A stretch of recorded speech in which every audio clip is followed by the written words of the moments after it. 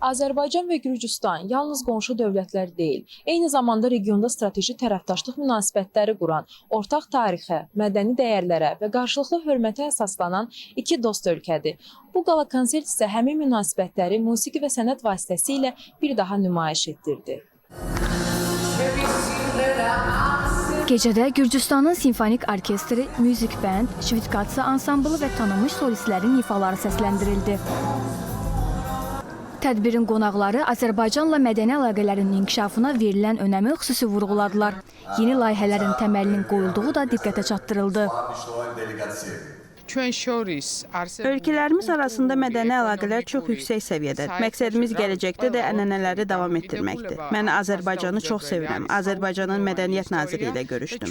Bizim ölkələrimiz arasında mövcud layihələri müzakirə etdik. Gələcək əməkdaşlıq perspektivlərini nəzərdən keçirdik və yaxın gələcəkdə birgə yeni layihələrimiz olacaq.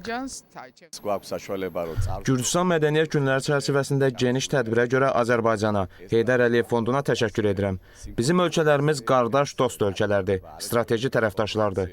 Bizim üçün bu gün Azərbaycanda təntənəli qeyd etmək çox dəyərlidir.